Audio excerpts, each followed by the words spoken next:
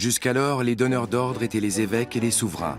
Pourtant, à Lübeck, on érige la première grande église financée par de riches bourgeois, Sainte-Marie.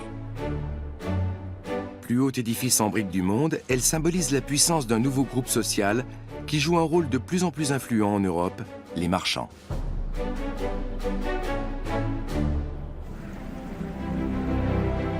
Ils tirent leur puissance non pas d'une bonne naissance, ni même d'un ordre divin, mais de leur capital et de leur réseau étendu. Une révolution dans le monde médiéval.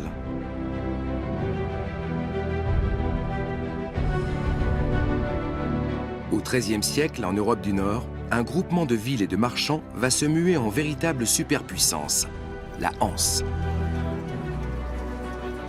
Lübeck est à la tête de cette association durant des siècles. La Hanse est un espace économique commun, une sorte d'Union européenne médiévale. Mais loin de susciter une aversion désabusée, elle est en pleine effervescence et animée d'un vent de renouveau. S'affranchissant des frontières politiques, les marchands partagent des règles et des valeurs communes. Les Hanséatiques ne sont pas des bureaucrates. On les surnomme parfois homines duri, les hommes durs.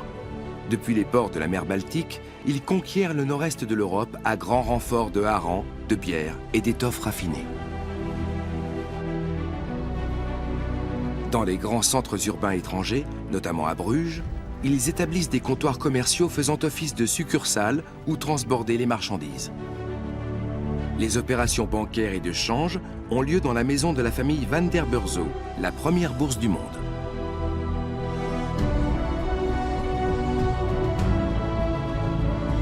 La Hanse implante même des succursales loin au nord, comme à Bergen en Norvège. Là, on échange de la morue séchée, très prisée dans le sud de l'Europe, contre du sel et des céréales. Les marchands hanséatiques consignent toutes les transactions grâce à une comptabilité méticuleuse empruntée à l'Italie. Depuis Novgorod en Russie, ils conquièrent économiquement l'ensemble de la bordure nord-est de l'Europe. Ici, ce sont les fourrures qui entretiennent l'amitié européenne.